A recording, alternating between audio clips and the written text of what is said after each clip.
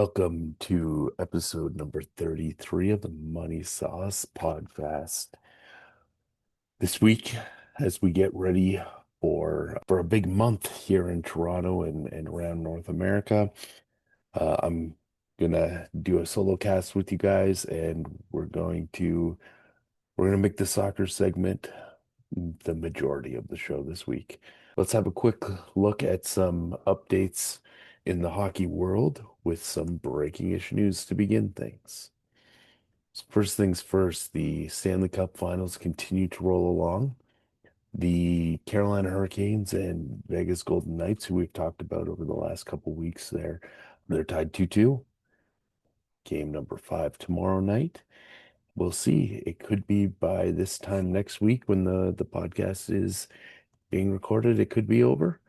But we'll look into that as things continue to unfold. It's been kind of a back and forth series thus far. And it's actually, I think I joked last week that's the darkest timeline, but it's actually been somewhat entertaining. We had a double overtime game a couple games ago, game two, I believe, or game three, excuse me.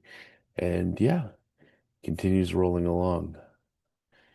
In the not so great news for Garrett category, we talked a little bit about the news about the All-Star game and the new format that the NHL would be taking on last week. Part of the press conference there with the NHL was that there was a report that had surfaced that Gary Bettman and the Board of Governors were looking at, succession planning for Gary.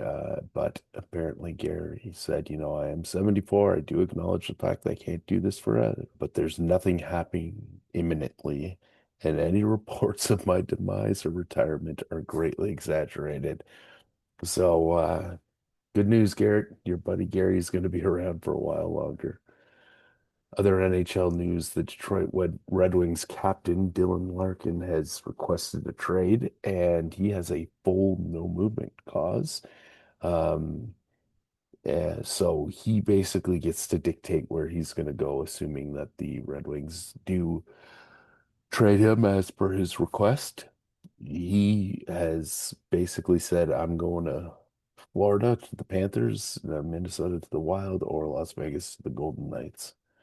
So interesting to see what will happen there. He has 5 years left on an 8-year contract. So the majority of the contracts left. That's a lot of it's a lot of money left, and I'm sure the Red Wings aren't interested in, in carrying any of that cap money going forward, especially not for that long a time. We'll follow that closely. The story with the Leafs continues to grow as well. One of the coaching candidates, apparently one of the many people interviewed, was snapped up by the Kings and Peter Laviolette. So the LA Kings have hired him, and that takes his name off the board for both the Leafs and the Oilers. Word on the street is that Mike Babcock might be coming back as the head coach of the Edmonton Oilers. I think his last kind of attempt at a comeback to the NHL with Columbus and the way he flamed out kind of at the end with Toronto, I don't think it's what the Oilers need, but hey, in further news about that, his son, also Michael Babcock, is going to be coaching the OHL's Brantford Bulldogs this year. The Leafs have added another name to the list of interviewers for the head coach role, Joe Pavelski.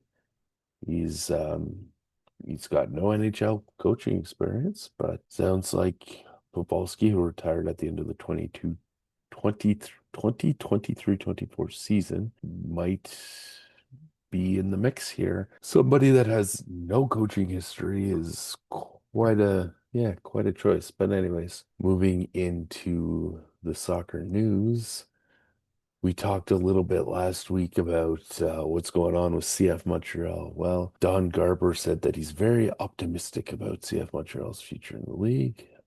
So that's good news. As we talked about, MLS is going to be switching to a winter schedule in 2027. Garber visited Montreal to see the renovations on the roof at Olympic Stadium there.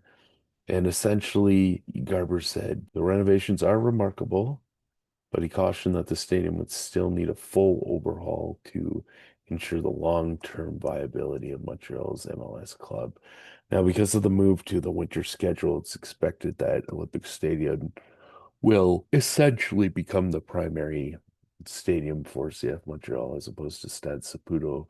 I guess we'll see. I mean, definitely an old stadium that could use a revamp, and if they have a tenant, I don't see why not. They've already spent 500 million to modernize the stadium in terms of the roof and I guess we said the sound system and the like. So let's go all the way in and save CF Montreal. But the big thing this week, starting tomorrow, actually, or today, by the time you're listening to this, 2026 FIFA World Cup begins. Tomorrow, Thursday at 3 p.m., Mexico is facing South Africa at the Estado Azteca in Mexico City. And that will be the first game of the tournament, followed by a nightcap game between South Korea and Czechia in Guadalajara. And then we move on Friday to Toronto, where the hosts, one of the hosts, co-hosts, Canada, will play at 3 p.m. against Bosnia, and um, that'll be the first ever World Cup match played in Canada. Later that night, the U.S. will also take on Paraguay in L.A. Basically, from there on in, we're going to be treated to two or three matches per day as the expa expanded field of teams plays in this being the biggest World Cup ever. Um, let's take a step back though. In 1930 was actually the first World Cup. Just 13 countries played, and now we fast forward to this year's going to be up to 48 countries in the round robin. As has been the case for decades, the teams are divided into groups of four for the round robin play. So have three games you have three opponents that you play against. And for this year, the teams will move on to a 32 team knockout single elimination stage. So this time you'll have the best two teams from each group and then eight third place teams from the 12 different groups will move forward into this knockout stage, and it'll go from 32 to 16, et cetera, down until we have ourselves a winner. This is the first time as well that the World Cup has been played in three countries. So the US is going to be hosting 78 of the 104 matches across 11 different cities. We'll get to those different cities in a second. Canada and Mexico will have 13 games each, and we'll get to those venues as well. So Vancouver and Toronto are the hosts in Canada. Will each host five games in the group stage, and then one in the round of 32. And then Vancouver, on top of that, will get a round of 16 match. And then everything from the quarterfinals onward takes place in the US. The World Cup final will take place on July 19th. That'll be at MetLife Stadium, which is the home of the New York Giants and the New York Jets. There's some new rules too. A win in the group stage is worth 3 points. A draw in the group stage is worth 1 point, and a loss is worth nothing. That's not new. But in previous World Cups, if two or more teams finish with the same number of points, the placing our ranking was determined by their total goal differential in their three group games. Now, this year, the first tiebreaker is going to be the head-to-head result. So Canada and Switzerland are in the same group. If they end up with the same record, but Switzerland, let's say, beats Canada, then Switzerland will win the tiebreaker.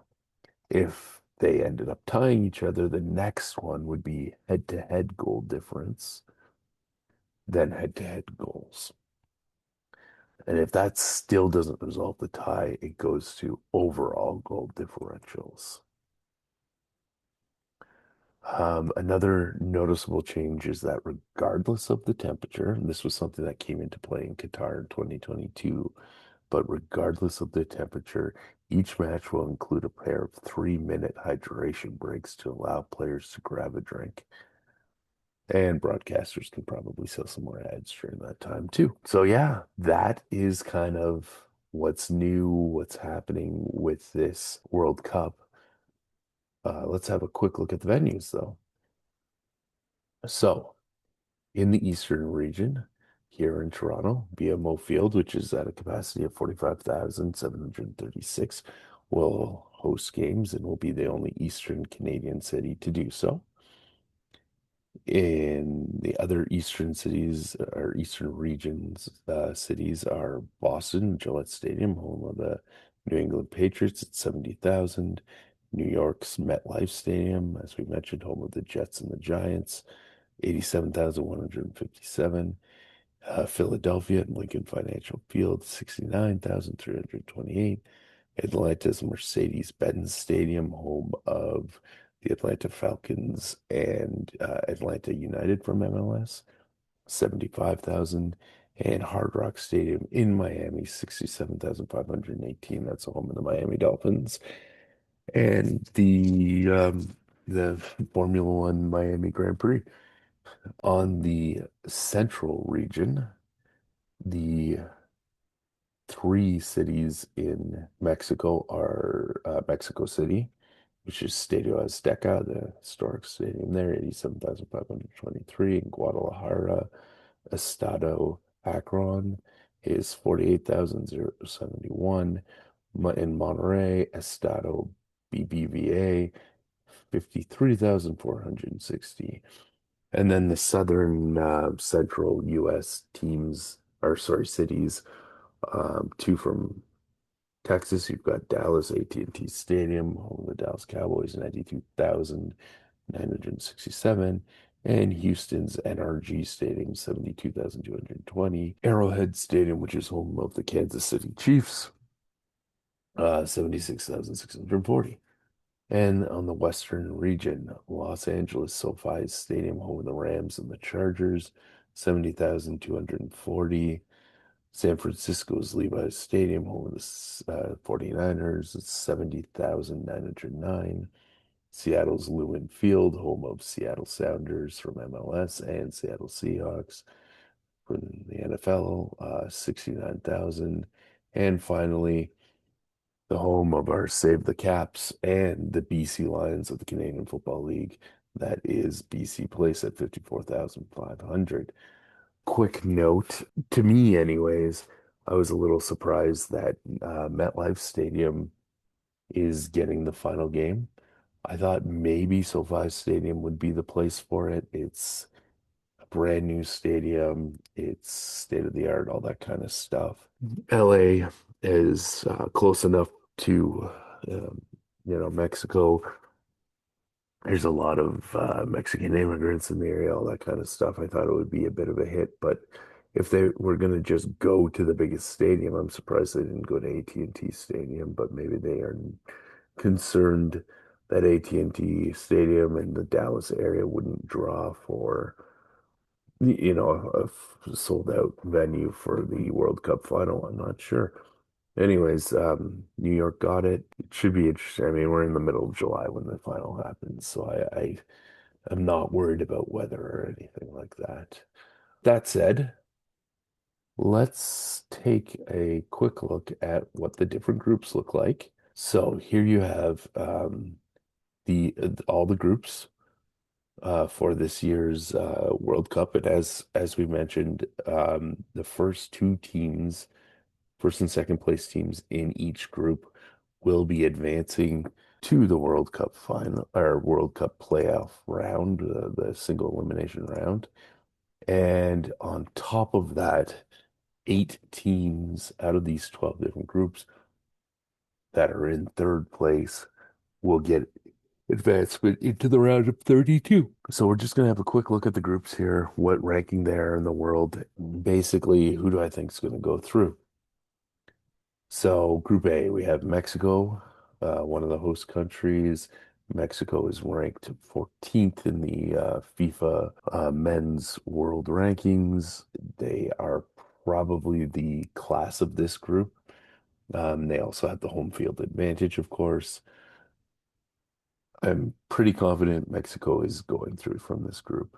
South Africa is the next team. South Africa is ranked 60 in the FIFA World Rankings. Probably not coming out of this group, I think. South Korea being the next team in this group. They're ranked 25th in the FIFA World Rankings. I'm guessing they're going to be the next team that gets through in this group. And then we have Czechia, who's right down to 40th in the FIFA World Rankings. I think that ranking's a little bit low, but nonetheless, I have a feeling that we're going to see Mexico and South Korea come out of this group. Group B, this is Canada's group. This is the group that obviously I'll be watching very closely along with Group F. Yeah, let's get into it. Canada, ranked 30 in the FIFA World Rankings. Canada's got some injuries. So obviously, as a homer, let's call a spade here, I'm hoping that we will see Canada pick up a win against Qatar and Bosnia. I assume Switzerland will sweep the group. We'll get to Switzerland in a moment. And hopefully Canada will get through. I mean, this is the first time Canada has made back-to-back World Cup appearances in 2022. They qualified by being the top team in the regional qualifying table. That was what a great run that was. This time around, they receive an automatic entry because when they're one of the host countries. But Jesse March, who took over in 2024, has continued to make strides. We reached the semifinal of the Copa America in 2024, and it feels like it's not it feels like we're getting a bigger player pool, and people aren't choosing to, you know, play for other countries when their eligibility could be there. We talked a bit about, the Whitecaps and potentially FC Montreal leaving MLS and what the impact of that could be on the Canadian national program. But for now, those two teams still exist, and this is really the result of seeing those two teams in the top flight of North American professional soccer, including the Canadian Premier League, um, being there and giving Canadian players a pathway to play professional soccer. Alfonso Davies, Canada's captain, one of the best, Canada's best player, no doubt, arguably one of the best players in the world, at least top wing backs in the world.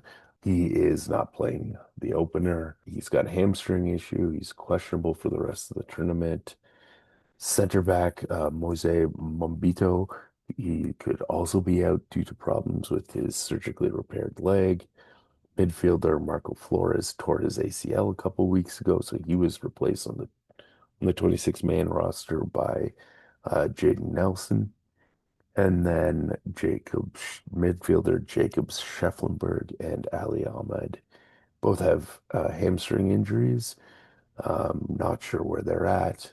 And defender Alfie Jones also has an ankle injury. Skinner is a little bit banged up, but the group is kind of favorable for Canada. Let's keep going. Bosnia. Bosnia is ranked 64th in the world.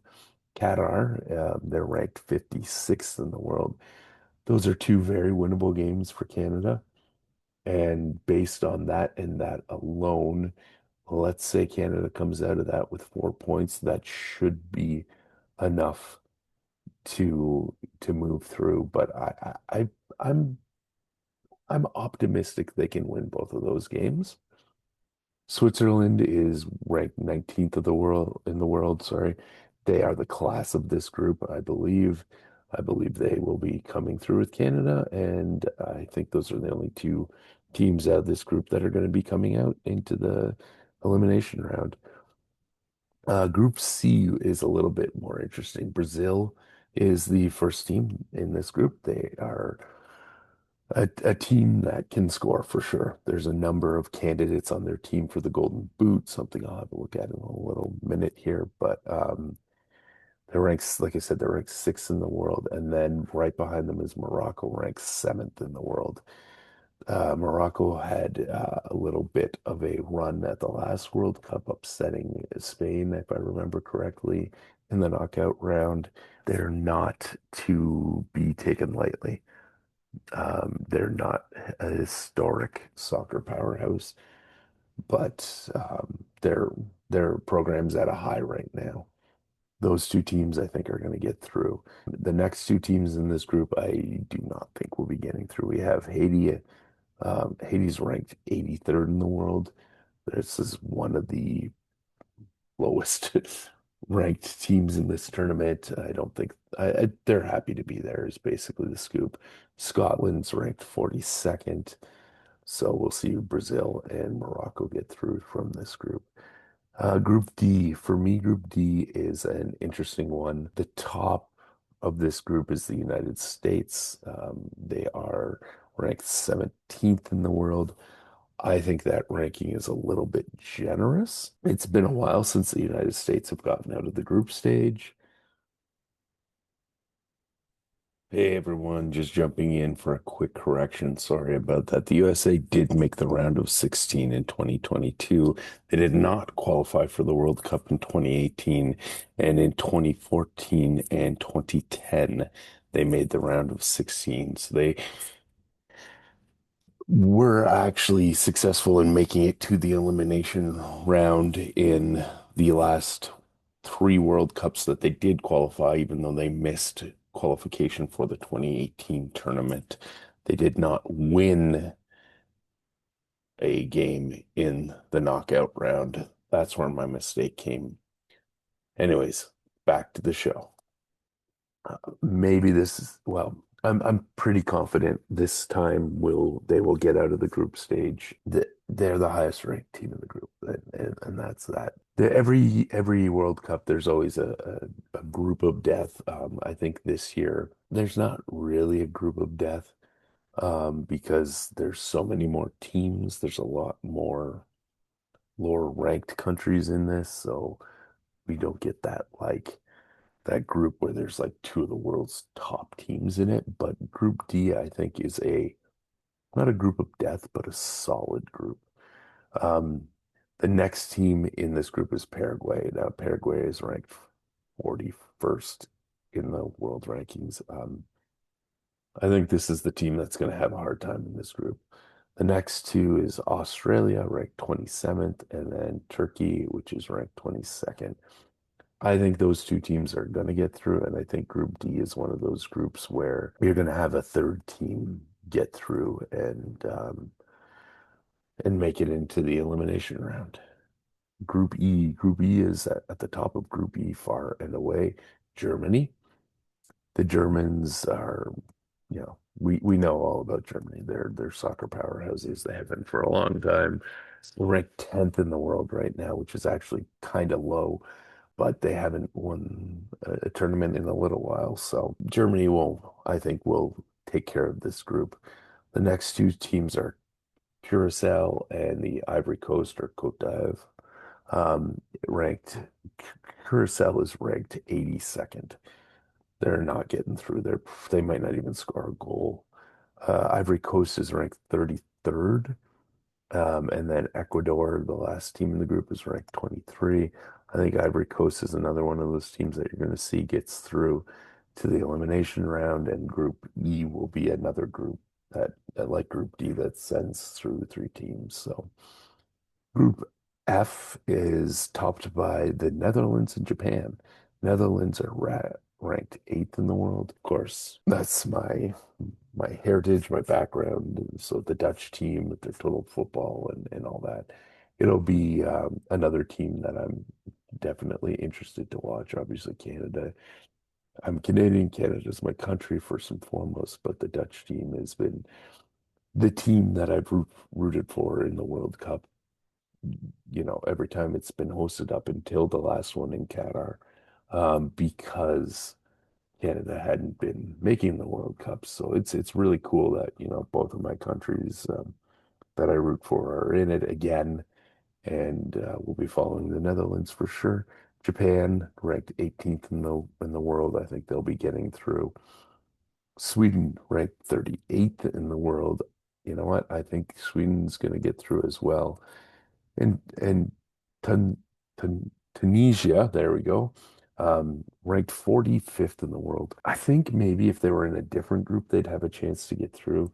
They're just set up so that this group is going to work against them, and they're probably not going to make it through because of that. And moving over to Group G, we have Belgium.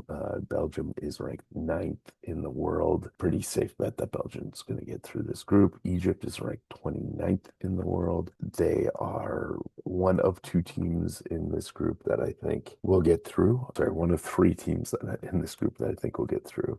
Iran is ranked 20th in the world, and I think Iran will also get through. New Zealand ranked 85th, and unfortunately, I do not think they will stand much of a chance. Group H, we have Spain, the second ranked team in the world right now. Spain has been good for a long time, and yeah, I would say they're pretty much a lock to sweep this group. I'll go that far. Cabo Verde is ranked 67th. Saudi Arabia is ranked 61st. Don't think these two teams, I mean, playing against each other, I think it'll be an interesting game, but I don't think these two teams stand a chance to go through.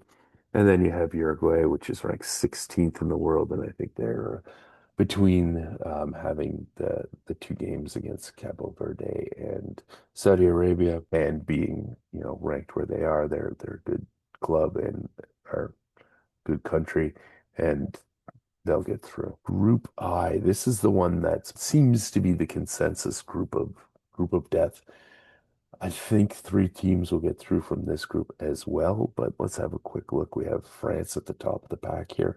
France, of course, ranked third in the world. They lost to Argentina in the World Cup final back in Qatar in 2022. They'll be looking, obviously, to right that wrong, if you will. The next team is Senegal. Senegal is one of the best African teams. I think they're going to get through as well. Iraq is 57th in the world, and Norway is 31st. I think Norway will get through. I think Norway's ranking might be a little bit on the low side, and I think they're one of the teams that have the capability to get through and might even make some noise in winning a knockout round game, depending on the matchups. Group J, we have next, led by the defending champions, Argentina and Messi. Argentina is probably the class of this group as well, though I think this is a group that's going to send through three teams here. So then the next teams are Algeria and Austria. Algeria is ranked 28th in the world. Austria is ranked 24th in the world.